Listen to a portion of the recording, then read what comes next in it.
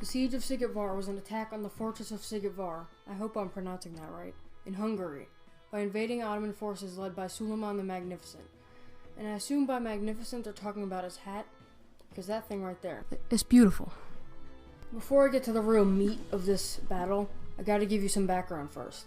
The Ottoman Empire rose to power in the 1300s. They just started invading stuff. And by the 1500s, Mehmed the Conqueror had conquered Constantinople after the awful Fourth Crusade. But the Ottomans really started kicking off once Suleiman the Magnificent. He conquered so much land and greatly extended the reach and influence of the Ottoman Empire. And he was just magnificent, you know? There you go, wasn't that hard, okay? Back to Szigetvár.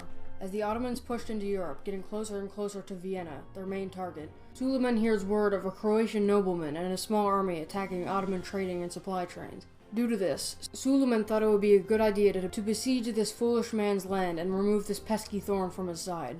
This man, Nikola Zrinski, only had a force of less than 6,000 men, mostly Hungarians and Croatians, while the Ottomans had more than 300,000 men. While the number is disputed and probably exaggerated, they probably still had about 200,000 soldiers, which is still more than 3 times the amount of Zrinski's army. Whatever the number is, Suleiman definitely thought it was going to be a pretty easy fight. Maybe a couple days, about a week to destroy the fortress, just a little skirmish, and then they can go on their merry way. No biggie. But what Suleiman didn't know is that Zrinski had many tricks up his sleeve, and it was going to be a very different fight than what he originally thought. As the Ottoman Turks arrive at Zrinski's fortress, they are bombarded by heavy cannon fire that causes multiple casualties before they even set up any camps or fortifications. This Zrinski guy isn't messing around, but surely he must be foolish to anger and challenge these elite forces, right? The Ottomans set up a large tent for Suleiman to rest in, since he was growing sick and weary from the constant traveling. From his tent, he would receive battle reports and scout out the battle.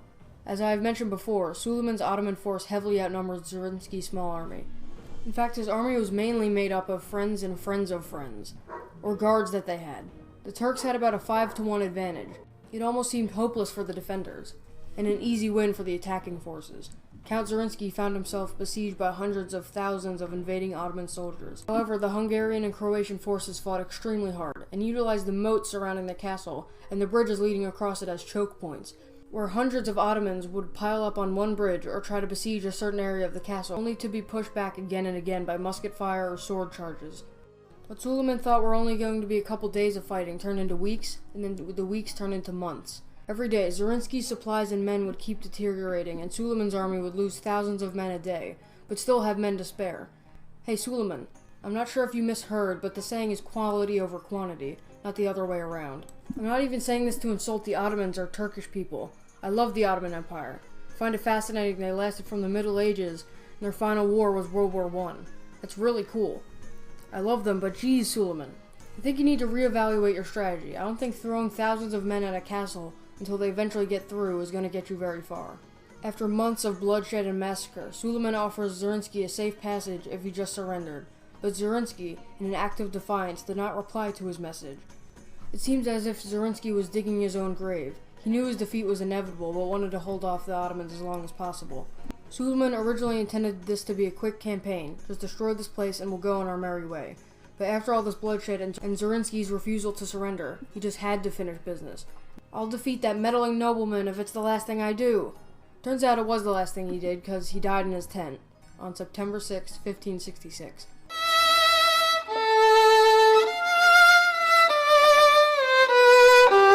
It was even said his personal physician was strangled to keep his death a secret, so the army would not give up fighting. The day after the Sultan's death, the Ottomans decided to make one final push and finally destroy Zrinski and his army once and for all.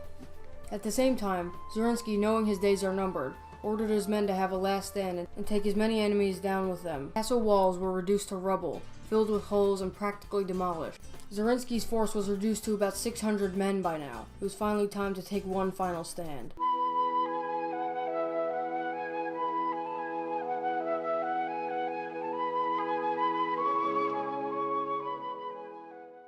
In the early morning of September 7th, 1566, the Ottomans led a full-out assault on the city, running straight through, tearing things up, rushing right at the fortress with anger in their eyes. As the Ottomans come ever closer to his castle, Zrinski gives this epic action movie speech. Let us go from this burning place into the open and stand up to our enemies. Who dies, he will be with God.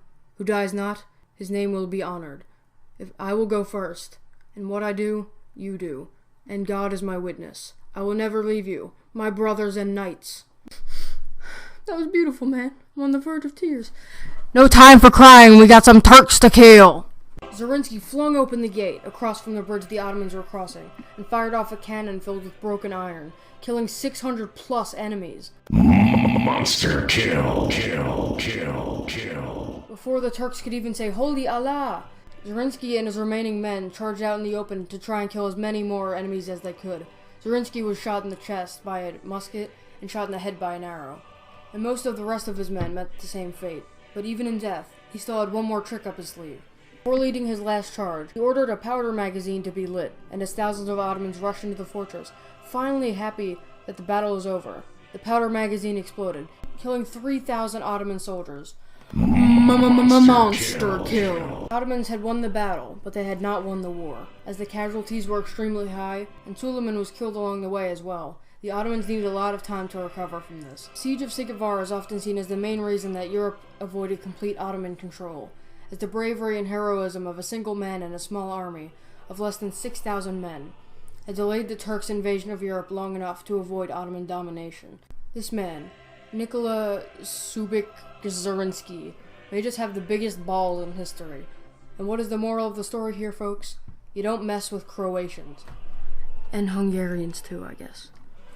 Oh yeah, and also, don't get blown up by a mortar filled with broken iron. That wouldn't be good for your, bones. I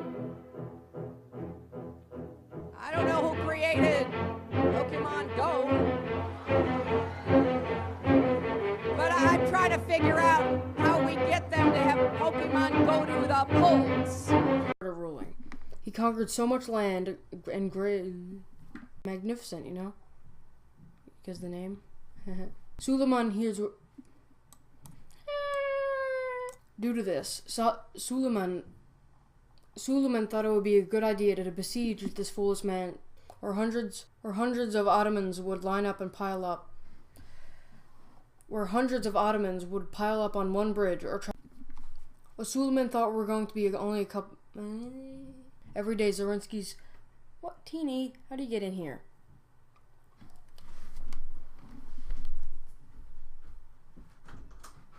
Suleiman. I'm not sure if you misheard the saying. I'm not sure you misheard. Like one final push, and finally destroys her. And finally take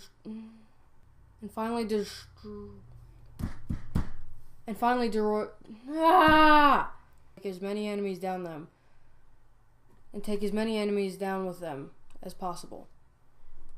The castle walls were reduced. Zorinsky gives this epic action movie. Zorinsky gives this epic.